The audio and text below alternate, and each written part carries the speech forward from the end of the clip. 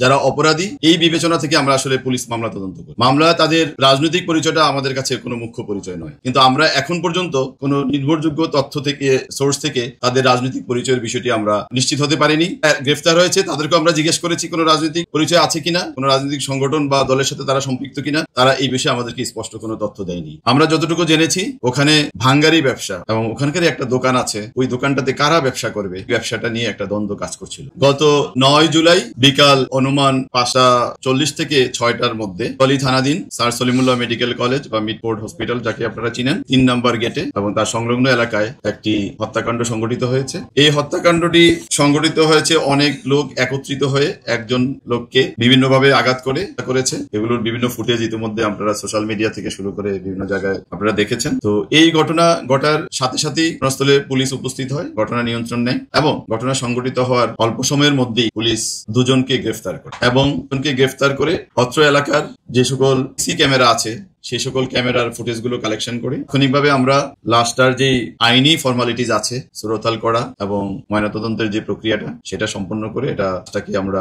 মিডফোর্ড হসপিটালে প্রেরণ করি এবং আমরা আমাদের পুলিশের বিভিন্ন টিমগুলোকে আমরা করে দিয়ে যারা অপরাধের সাথে সম্পৃক্ত তাদের গ্রেফতারের প্রক্রিয়া শুরু। তাদের জ্ঞাতার্থে একটু বলে রাখা ভালো, এই ঘটনাটা নেপথ্যে একরকম কথাবার্তা আমরা মিডিয়ায় দেখতে পাচ্ছি, তবে একটা আমরা এই পর্যন্ত আমরা যতটুকু পেয়েছি অপরাধীদের সাথে কথা বলে বা এই হত্যাকাণ্ডের সাথে যারা জড়িত বলে এখন পর্যন্ত মনে হচ্ছে তাদের সাথে কথা বলে আমরা যে সকল তথ্য পেয়েছি এটা একটু আপনাদের নিকট ক্লিয়ার করা দরকার। যতটুকু জেনেছি ওখানে ভাঙ্গারি ব্যবসা অর্থাৎ আপনারা জানেন বিভিন্ন স্ক্র্যাপ জাতীয় মালামাল এলাকায় এই ব্যবসাটা খুব প্রচলিত এবং ওখানকার একটা দোকান আছে, ওই দোকানটাতে কারা ব্যবসা করবে ব্যবসাটা নিয়ে একটা দ্বন্দ্ব কাজ করছিল। আমরা এতটুকু জানতে পেরেছি যিনি হত্যাকাণ্ডের শিকার হয়েছেন এবং যাদেরকে ধারণা করা হচ্ছে এই হত্যাকাণ্ডের সাথে জড়িত পরস্পর সম্পর্কিত এবং ব্যবসাটা তারা একসাথে কিছুদিন করেছে, কিন্তু যখন ব্যবসায়িক লেনদেন নিয়ে একটা দ্বন্দ্ব তৈরি হয় তখনই তারা এই ব্যবসাটাকে নিজেদের মতো করে করার জন্য তার সাথে বিবাদে লিপ্ত হয়। বিবাদের ফলশ্রুতিতে এই হত্যাকাণ্ডটি সংঘটিত। হত্যাকাণ্ড সংক্রান্তে ঘটনার পরদিন অর্থাৎ 9 তারিখে ঘটনা ঘটেছে।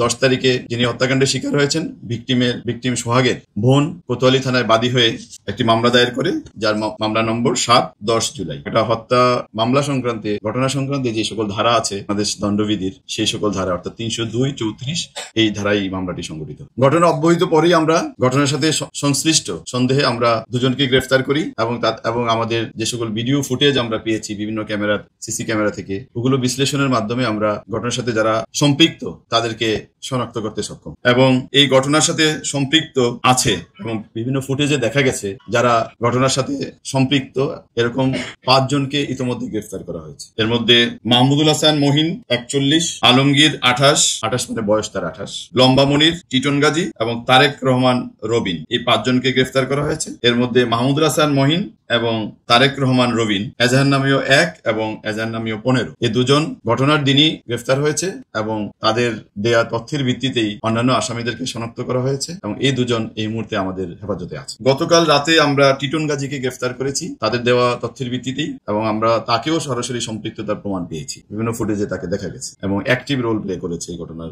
আসলে একটা অপরাধ সংঘটিত হয়েছে এবং এটা কারা করেছে অপরাধী বিবেচনা থেকে আমরা আসলে পুলিশ মামলা তদন্ত করি। আমরা তাদের রাজনৈতিক পরিচয়টা আমাদের কাছে কোনো মুখ্য পরিচয় নয়, যে অপরাধের সাথে তার সম্পৃক্ততা এটাকে আমরা গুরুত্ব দিতে চাই এবং সে কেন অপরাধটি সংঘটিত করেছে এটা আমাদের কাছে গুরুত্বপূর্ণ। এখন পর্যন্ত বিভিন্ন মাধ্যমে আমরাও দেখি যে বিভিন্ন রাজনৈতিক দলকে জড়িয়ে তাদের সাথে তাদের পরিচয় দেখানো হচ্ছে, কিন্তু আমরা এখন পর্যন্ত কোনো নির্ভরযোগ্য তথ্য থেকে সোর্স থেকে তাদের রাজনৈতিক পরিচয়ের বিষয়টি আমরা নিশ্চিত হতে পারিনি।